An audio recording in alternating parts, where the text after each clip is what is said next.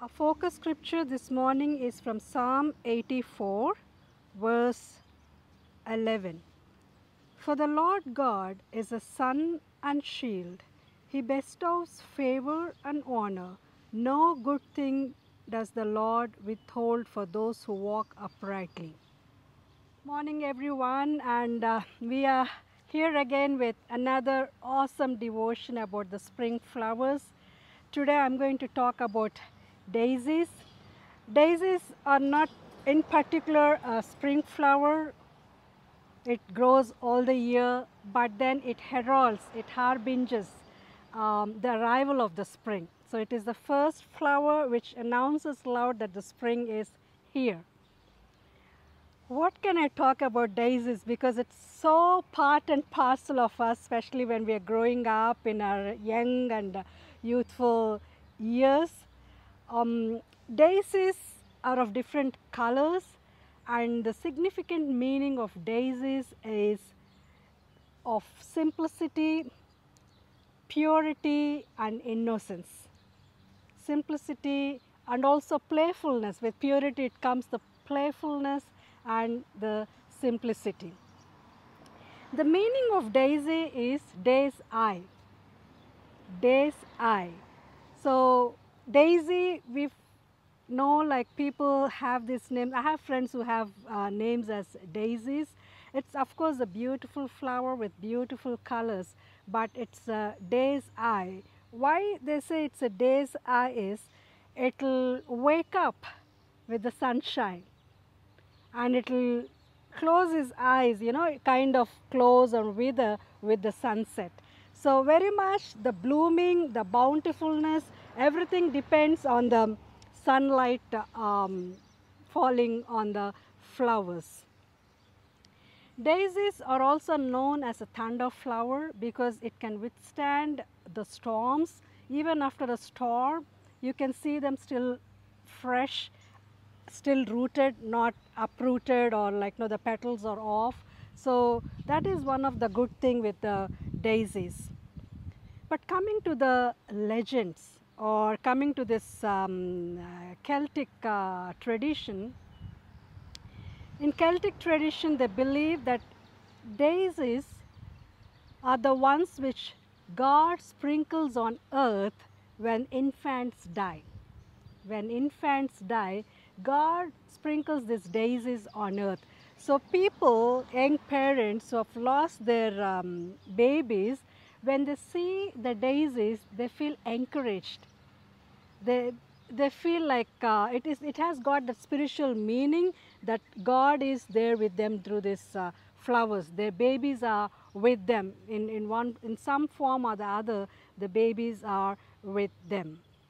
I also want to say this, daisies, not only God springs them on the earth, but when you want to encourage, give them a message of hope to the parents, and especially when they have a newborn baby, you can just give these daisies, because it's a blessing from God that they have the children. At the same time, if they've lost children, you can give these flowers again. So it has those both overtones to it. I wouldn't say negative, but an encouraging a message where it gives them hope to base their trust more on God. In Norse mythology, this is again based with German ideas and their myths. So there is this goddess Freya, and her sacred flower is daisies. So the sacred flower for Freya is daisies. There the meaning and the significance is fertility. So parents who have lost their babies, when the daisies are gifted, it is like they're going to have a baby again. It roots that kind of, springs that kind of hope in them. So daisies have very strong overtones or significance when we especially look into the back traditions. In one of the Shakespearean plays, Ophelia takes up the daisies. When she picks one of the daisies, and then she gets disappointed or frustrated for some reason, she realizes that there is no vibrant or no virtue that adds up to that situation. So she just drops off the daisy on the ground. So why I'm saying this is like the daisy sometimes holds the simplicity. You don't, when you see a daisy, you don't really have to be flooded with the big meanings, myths and significance. It's so simple. And first, as I said, the innocence. God sprinkles them on earth because of the innocence of the babies, you know, those we have lost, the infants. So that is one thing. And the purity and playfulness is, I would like to pluck one of the daisies here.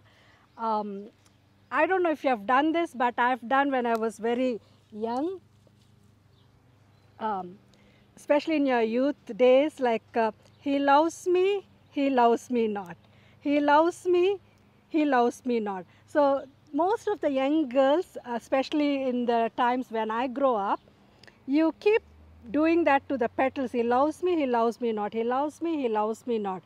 I know most of you can like correlate with that. So what happens when you come to the last petal, you don't want to be disappointed if it comes like he loves me not, you know. So what the young girls would do is they just grab all the bunch of daisies and just walk away from there. So at least there is hope that they're going to, you know, um, their life is not going to be so disappointing, and there is some hope that the love is going to return. So since the Celtic tradition says that it is meant for the infant babies, the daisies has so strong connection. At the same time, when I was gathering resources for this flower, when I was reading it, it emerges or stems from Celtic tradition. I thought I should stand at the Celtic cross and do it. And it's so amazing. At St. Stephen's we have this Celtic cross originated from the Irish history or tradition, especially by St. Patrick. So Patrick is the one who actually at 8th century, I think, originated with this Celtic cross. Celtic cross circle, this round circle is, he actually combined the pagan symbols and the Christian symbols together. So the pagan symbol is sun. The ring is the sun. So the sun god in paganism is a very powerful, full of strength. So he wanted to combine that with the Christianity, where Christ is light to the world. So he is kind of navigating that spirituality, helping the pagan world to see the light of the world, that is through Jesus Christ. All ends. And the ring is the sun, which symbolizes both pagan and Christian symbols, but ultimately the message is Jesus is light to the world. And today in our scripture portion, Psalm 84:11, we read about how God is going to honor you and favor you, and He's going to be sun and shield to you. Sun and shield. In daisies, you see, it's a sun's day's eye, it will wake up with the sunlight. And here in the Celtic tradition, we see the sun has so much of prominence, so it connects and relates to both Christianity and paganism. And again in the Bible, we see God is the sun and the shield. When we say God is sun, of course sun has to do with the light and the power, but that power is not in isolation. The power shines through you, through our works and through our actions, so through our words. So the sun enables us to do the works of the God. That is, we shine through Jesus' light in our lives. So the sun and shield, so morning he is like sun, and any dangers in current times we are going through a lot because of the COVID. So God is like shield in our lives to protect us from any harm that is going to befall, any danger, any sickness, even the worry, the fear and the uncertainty.